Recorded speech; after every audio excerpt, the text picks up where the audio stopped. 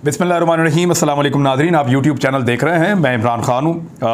दो बड़ी अहम खबरें जहाँ से शुरू करते हैं। एक तो आपको ब्रेकिंग न्यूज़ दे देते हैं। मैंने रात को ये खबर ब्रेक की थी ट्विटर पे और उसके बाद फिर मुख्तलिफ़ जगहों पे ये खबर आना शुरू हो गई और तस्दीक भी की है इसकी फ़ारूक हबीब ने, जो साबिक वज़ीर इत्तलात और इसमें स्टेट मिनिस्टर थे वो, और उन्होंने भी इसकी तस्दीक की है क्योंकि उनका हल्का भी वही है जिस जगह से ये खबर आई है। खबर बड़ी मज़ेदार है। वो ये है कि जिन लोगों ने मरियम औरंगज़ेब के ख़िलाफ़ नारेबाजी की थी, वहाँ पे हुकूमती जब वफ़द गया था मस्जिद नबी के बाहर, जिन लोगों ने नारेबाजी की थी उनमें से 7 अफराद अब तक गिरफ़्तार हैं। उन 7 अफराद में से 2 आदमियों के बारे में बड़ी ख़ास खबर आई। अब मुबैना तौर पे ये बंदे कौन हैं, ज़रा मैं आपको इनके नाम बता देता हूँ। सऊदी अरब ने नून लीग के आबद शेर अली के ख़ास साबका चेयरमैन, यानी चेयरमैन रह चुके हैं पहले PMLN के, और सिटी मेयर के उम्मीदवार, यानी ना सिर्फ चेयरमैन रह चुके हैं बल्कि सिटी मेयर के उम्मीदवार भी हैं PMLN की जानिब से, और चौधरी शेर अली के बिजनेस पार्टनर भी हैं यही शख्स। इनका नाम है ख्वाजा रिजवान। ख्वाजा रिजवान के भाई को, जिनका नाम है लुकमान वल्द इकराम, कौम कश्मीरी बट, इनके भाई को लुकमान को, और अंसर वल्द ख्वाजा इमरान जो इनका भतीजा है उसको, इन 2 लोगों को मदीना शरीफ वाले वाक़े के ऊपर गिरफ्तार किया है। ज़रा दोबारा सुन लें। सऊदी अरब की गवर्नमेंट ने मुबैना तौर पे जिन 7 लोगों को गिरफ्तार किया उनमें से 2 लोगों का पता चल गया है। वो 2 लोग वो हैं जो आबिद शेर अली साहब के वालिद के बिजनेस पार्टनर मुबैना तौर पे, और साबका चेयरमैन और सिटी मेयर के उम्मीदवार PMLN के। उनका एक भाई है जिसका नाम है लुकमान, और उनका एक भतीजा है जिसका नाम है अंसर। इन दोनों को गिरफ्तार कर लिया। इनकी जो रिहाइश है वो गुरुनानकपुरा गली नंबर 2 इनकी रिहाइश है, वहाँ के रहने वाले हैं, और इनको गिरफ्तार कर लिया सऊदी अरब ने। इनको छुड़वाने के लिए जो सऊदी अरब में पाकिस्तानी कौंसलेट है उसके साथ रब्ता भी किया गया है शरीफ ख़ानदान की जानिब से। मैंने चंद दिन पहले आपको कहा कि 2 बंदे ऐसे हैं जो गिरफ्तार हुए जिनका ताल्लुक PMLN से है, और आबिद शेर अली को और सलमान शहबाज को, उनको इस मामले में मुदाखलत करनी पड़ी, और वो कोशिश कर रहे हैं पाकिस्तानी वहाँ पे जो सफारती अमला है उसके ज़रिए से कि कुछ भी करें और इन 2 लोगों को छुड़वाएं। लेकिन ये 2 लोग नहीं छूट रहे क्योंकि मुबैना तौर पे इन लोगों ने इनिशिएट किया था उस सारे मामले को। अगर आप मरियम औरंगज़ेब की तस्वीर देखें तो एक तस्वीर में जब आप बहुत करीब जाते हैं तो जब उनके ऊपर नारेबाजी हो रही है तो आम तौर पे आदमी बहुत बदमज़ा होता है, लेकिन मरियम औरंगज़ेब मुस्कुरा रही हैं कुछ लोगों को देखकर। तो अब ये एक नई कहानी बन रही है और ये सवाल पैदा हो रहा है कि क्या मरियम औरंगज़ेब ने खुद अपने साथ ये सब कुछ करवाया, जानबूझकर रियासत मदीना वाला इशू उठाया, जानबूझकर वहाँ मदीना की रियासत में उस जगह पे जाकर उस सरजमीन के ऊपर अपने खिलाफ नारे शुरू करवाए, और जब नारे शुरू हो तो फिर सब लोग लगाते हैं, और फिर जब वहाँ पे एक माहौल बन गया तो उसके बाद फिर पाकिस्तान में पर्चे करवा दिए, शेख रशीद का भतीजा गिरफ्तार कर लिया, और फिर तौहीन मज़हब का कार्ड इस्तेमाल किया जिसको फिर एस्टेब्लिशमेंट ने बाद में रोका मुदाखलत करके। तो ये एक बड़ा अहम नुक्ता अब सामने आया है और ये इन्फॉर्मेशन है, और इस इन्फॉर्मेशन के ऊपर अगर हुकूमत डिनाई करना चाहती है तो कर दे, लेकिन ये बंदे पकड़े गए हैं मेरी जो इतला है इस वक्त उसके मुताबिक, और इन बंदों को छुड़वाने के लिए PMLN की जो हुकूमत है, इम्पोर्टेड गवर्नमेंट, वो कोशिश भी कर रही है। दूसरी खबर, मरियम औरंगज़ेब जो हमेशा ये कहती रही हैं कि कुछ भी हो जाए पीका ऑर्डिनेंस को हम नहीं मानते। शहबाज शरीफ जिन्होंने पीका ऑर्डिनेंस के खिलाफ बहुत सारे स्टेटमेंट दिए, और बिलावल भुट्टो जरदारी जिन्होंने पीका ऑर्डिनेंस के खिलाफ बहुत सारे स्टेटमेंट दिए, राणा सनाउल्लाह जिन्होंने पीका ऑर्डिनेंस की मुखालफत की, इन सब लोगों ने मिलकर मीडिया के लिए ज़मीन तंग करना शुरू कर दी है और सहाफ़ियों के खिलाफ इंतकामी कार्रवाइयाँ शुरू कर दी हैं। पहली इंतकामी कार्रवाई का ये एक नोटिस मौजूद है, बाकायदा कानूनी कार्रवाई की गई है समी इब्राहिम के खिलाफ।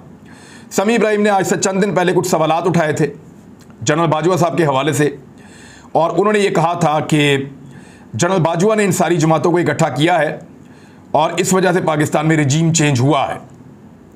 तो अब इसमें जो है वो एक इंक्वायरी की गई है 296/2022। FIA ने उनको समन कर लिया है और उनको बुला लिया है और उनके ऊपर एलिगेशंस लगाए गए हैं, और मज़े की बात यह है कि उनके खिलाफ जो इंक्वायरी इनिशिएट की गई है, जो मुकदमा बनाया गया है, वो सेक्शन 20 ऑफ पीका ऑर्डिनेंस है, यानी पीका का कानून है, उसी के तहत, पीका के कानून के तहत ही उन्होंने ये मुकदमा दर्ज किया एफआईए ने, और उसी की बुनियाद के ऊपर समी इब्राहिम को बुलाया कि आओ आकर इंक्वायरी भुगतो। और इल्जामात क्या लगाए हैं? इल्जामात बहुत सारे लगा दिए उनके ऊपर कि आप पाकिस्तान के अंदर पैनिक क्रिएट करना चाहते हैं, खौफ पैदा करना चाहते हैं और इंटिमिडेशन चाहते हैं, फिर आप इनसिक्योरिटी पैदा करना, अदम तहफ़्फ़ुज़ पैदा करना चाहते हैं, अनरेस्ट पैदा करना चाहते हैं हुकूमत के जो ऑफिशियल्स हैं उनके दरमियान और आर्म फोर्सेस के दरमियान और जनरल पब्लिक के दरमियान। तो आपने जो बात आपने अपने वीलॉग में कही या जो बात आपने कही उससे ये नुकसान हुआ है, आए ज़रा आके अब एफआईए को जवाब दें। तो एफआईए की पहली कार्रवाई इस हुकूमत ने 1 महीना भी नहीं हुआ अभी इनको आए हुए, इन्होंने इनिशिएट कर दी है। अब देखना यह है कि सहाफ़त की आज़ादी के लिए जो लोग कल तक नारे लगाते थे वो लोग अब क्या कहेंगे। अच्छा, यहाँ समी इब्राहिम ने कुछ सवालात उठाए, उन्होंने तो सवालात उठाए हैं, लेकिन मरियम नवाज़ ने क्या कहा? मरियम नवाज़ ने तो डायरेक्टली मिलिट्री के एक सर्विंग जनरल के ऊपर संगीन तरीन इल्ज़ामात लगा दिए हैं। अब इमरान खान के दौरे हुकूमत में नवाज शरीफ ने जनरल बाजवा को डायरेक्टली इल्ज़ामात लगाए कि आपको जवाब देना पड़ेगा, आपने ये किया, आपने वो किया, संगीन तरीन इल्ज़ामात लगाए कि आप लोगों ने बगावत और गद्दारी कर दी है पाकिस्तान के साथ। इस किस्म का तासुर बना दिया पाकिस्तान में जनरल बाजवा और जनरल फैज़ के खिलाफ। तब तो ये पीका ऑर्डिनेंस लगा के पर्चे नहीं दिए गए, ना पर्चा हुआ नवाज शरीफ पे, ना पर्चा हुआ मरियम नवाज पे, जजेस के खिलाफ किया गया, जर्नल्स के खिलाफ किया गया, दोनों के ऊपर कोई ऐसा पर्चा नहीं हुआ पीका ऑर्डिनेंस के तहत। बल्कि आपको मैं एक और चीज़ सुनाता हूँ। नजम सेठी, हामिद मीर की तो बात ही छोड़ दें, वो तो बहुत उल्ट पटांग किस्म की बातें, पता नहीं आजकल मुझे समझ नहीं आ रही क्या हो गया। और हामिद मीर की एक दावत हुई है प्राइम मिनिस्टर हाउस में और मुबैना तौर पर वहाँ बड़े लेविश खाने खिलाए गए हैं और उनको बाकायदा बुला के ऑनर दिया गया है। एक बहुत बड़ा एसेट है वो मौजूदा इंपोर्टेड हुकूमत के लिए। बहरहाल वो एसेट है और उसको जो टारगेट दिया गया है उसमें एक टारगेट जो है वो अल्हम्दुलिल्लाह मैं भी हूँ, और उसने अपना काम सोशल मीडिया पे शुरू कर दिया है। तो मुझे बहुत सारे लोगों ने उसके क्लिप भेजे हैं, बहरहाल उसके स्क्रीनशॉट्स भेजे हैं, क्योंकि मुझे तो उसने ब्लॉक किया हुआ है, भागा हुआ है, मेरे सवाल का जवाब उसके पास नहीं होता, हामिद मीर के पास। अब जो बात की है नजम सेठी ने, नजम सेठी का ये कहना है कि वक्त आ गया है कि लोगों की पोस्टिंग्स और ट्रांसफ़र्स का, यानी कुछ लोगों की पोस्टिंग्स और ट्रांसफ़र्स होंगी, इसका वक्त आ गया है। कुछ जर्नल्स जो हैं वो रिटायर हो रहे हैं, इस महीने उनकी जगह पोस्टिंग्स और ट्रांसफ़र होंगी, और ज़रा ये कह रहे हैं कि जनरल फैज़ को ट्रांसफ़र कर दिया जाएगा GHQ में, और वहाँ नया कोर कमांडर पेशावर में यानी वहाँ पे अपॉइंट कर दिया जाएगा। इमरान खान साहब लॉन्ग मार्च में जनरल फैज़ की मॉनिटरिंग और उनकी मदद चाहते हैं। फिर नजम सेठी साहब कह रहे हैं, यानी ये फ़ौज के इंटरनल मामलात के अंदर मुदाखलत नहीं है तो और क्या है। फ़ौज के अंदर रैंक एंड फाइल के अंदर आप इस किस्म की जब खबरें देते हैं तो आप क्या चाह रहे हैं एक्चुअली? आप तो इदारे के अंदर फूट डालने की कोशिश कर रहे हैं। वो ये कहते हैं कि ये जो फ़ोन कॉल्स जाती हैं ना, ये पेशावर से जाती हैं। एक तो जो मेरी वाली फ़ोन कॉल है उसका भी बड़ा वो आजकल हवा बना हुआ है। तो मैं आपको क्लियर कर दूं कि मैं जनरल फैज़ को अपनी ज़िंदगी में एक ही दफ़ा मिला, और वो भी मैं तब मिला जब आर्मी चीफ से हमारी एक मुलाकात थी, वहाँ उन्होंने जनरल फैज़ से मिलवा दिया और बस हाथ मिलाया। उसके अलावा मैं इस आदमी को नहीं जानता और ना मेरी इसके साथ कोई ताल्लुकात रहे हैं। बार ये जो सहाफ़ी चलाए जा रहे हैं ये पेशावर से चलाए जा रहे हैं। किसी तरीके से बाजवा साहब के ऊपर प्रेशर डाला जाए कि वो अपने जो साथी हैं कोर ग्रुप के 5-6 बंदे, उनकी बात ना सुने और आर्मी के रैंक एंड फाइल की बात सुने, जनरल फैज़ की बात सुने और उनके 1-2 साथी हैं उनकी बात सुने और बाहर सोशल मीडिया की आवाम की बात सुने। इसीलिए बाजवा साहब पर सोशल मीडिया पर फोकस्ड अटैक आ रही है। अब ये नजम सेठी ने क्या कहा, जो लोग जानते हैं इदारों में, जिनको आइडिया है क्या कॉन्सिक्वेंसेस होते हैं इस तरह के अल्फाज के, और ये अल्फाज क्या कह रहे हैं, इसके नताइज क्या होते हैं और कानून का कौन सा सेक्शन इसके ऊपर लगता है, सारे बेहतर तरीके से जानते हैं। नजम सेठी को कोई पीका ऑर्डिनेंस के तहत नहीं बुलाया गया, मरियम नवाज को पीका ऑर्डिनेंस के तहत नहीं बुलाया गया, बाकी जितने लोग हैं उनको भी नहीं बुलवाया गया, नवाज शरीफ को नहीं बुलवाया गया, हामिद मीर को नहीं बुलवाया गया। हामिद मीर ने जर्नल्स के खिलाफ खड़े होकर क्या कुछ नहीं कहा जब प्रोग्राम बंद हो गया था, जब जियो ने निकाल दिया था कि नहीं अभी हम प्रोग्राम जो है वो नहीं चला रहे हामिद मीर का। उन्होंने बोझ उठाने से इनकार कर दिया था जो बातें बाहर आई थी। बहरहाल हामिद मीर ने इल्ज़ाम उसका फ़ौज के ऊपर लगाया था उस दौर में, और बाद में उन्होंने कहा नहीं फौज नहीं, इमरान खान है। यानी पहले उन्होंने कहा जी इमरान खान नहीं है, ये और लोग हैं, फौज की तरफ इशारा करता था। बाद में फिर अहमद मीर ने कहा नहीं ये इमरान खान ही है। जब सुलह हो गई, माफ़ी तलाफ़ी हो गई, माफ़ी मांग ली, पाँव में गिर गए, तो तब उसने अपना वाकिफ अहमद मीर ने बदल लिया था। तो अहमद मीर जो कुछ कह रहा है उसको भी कोई नोटिस नहीं जा रहा। नोटिस आ रहा है समी इब्राहिम को, और नोटिस और लोगों के लिए भी तैयार हो रहे हैं। मेरी इत्तला के मुताबिक उनको फिक्स किया जाएगा। कुछ सहाफ़ियों को फेंटी लगाने का भी इरादा है हुकूमत का, और उसके लिए जत्थे तैयार किए जा रहे हैं। और जो एक मुझे आज इन्फॉर्मेशन मिली उसके मुताबिक मॉब इकट्ठा होगा, और मॉब की आड़ में कुछ लोग बीच में शामिल किए जाएंगे, और उनके ज़रिए से सहाफ़ियों के ऊपर हमला किया जाएगा और उनको मारा जाएगा।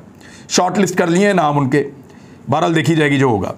अब ये खबर आप देख लें कि पीका ऑर्डिनेंस की मुखालफत करने वाले खुद उनकी FIA पहले तो एप्लीकेशन लेकर पीका ऑर्डिनेंस के लिए चली गई, बाद में हुकूमत ने कहा जी हमें पता ही नहीं था। जब मीडिया में उसके ऊपर तनकीद हुई तो ये तो इनकी हालत है, और हालत बहुत पतली है। इस हुकूमत के आने के बाद 4 बड़े अहम लोग या तो हटा दिए गए उनके ओहदों से जिन्होंने बड़ा शानदार काम किया था, या वो रेजिग्नेशन देकर चले गए हैं।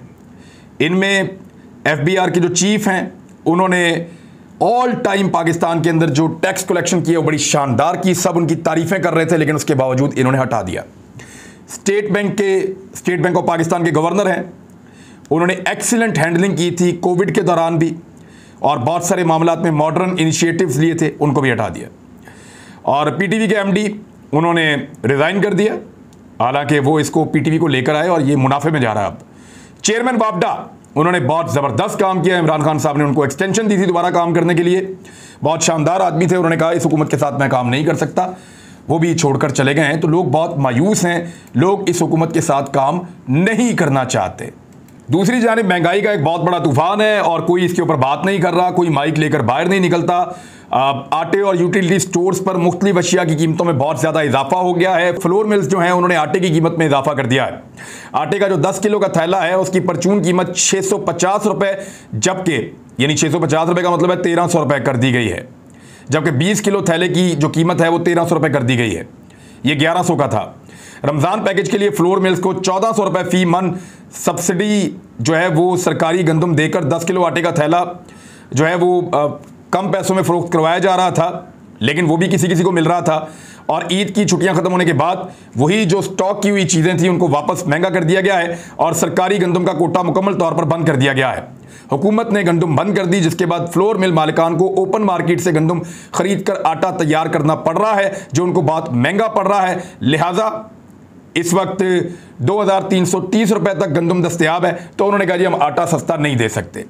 मुख्तलिफ अशिया की कीमतों में इजाफा हो गया है अब तक, जिसमें दालें हैं, बेसन है, खजूर है, शरबत, चाय की पत्ती, ऑयल और दूध में इजाफा कर दिया गया है।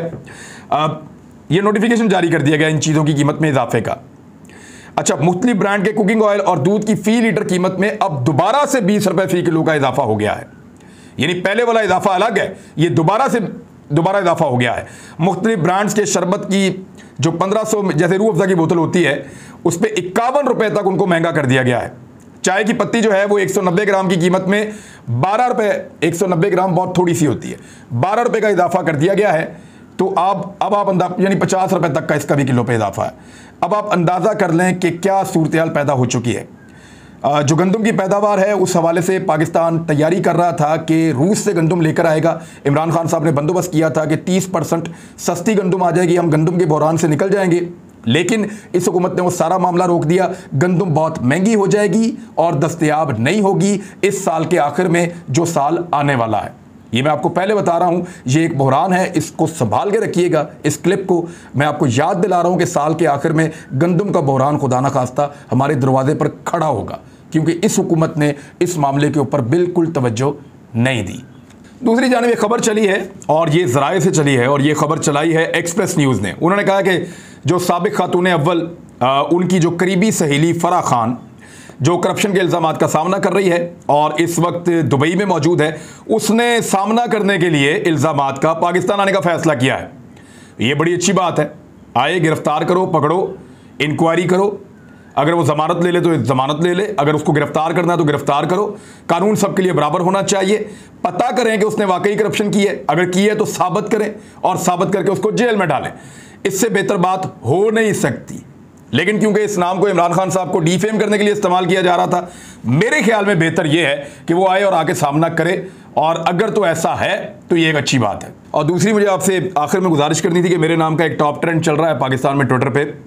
आप सबका बहुत शुक्रिया, आप सबकी यकजहती के लिए बहुत शुक्रिया, लेकिन याद रखिएगा मुझे अपनी फ़ौज से कोई ख़तरा मैं महसूस नहीं कर रहा। मेरा गिला ज़रूर था, लेकिन मैं कोई ख़तरा महसूस नहीं कर रहा, और मुझे नहीं लगता कि फ़ौज मुझे नुकसान पहुंचाएगी। मेरी फ़ौज है, ये मेरा कॉन्फिडेंस है। अब तक के लिए इतना ही। अपना ख्याल रखिएगा, अपने इस चैनल का भी। अल्लाह हाफ़िज़।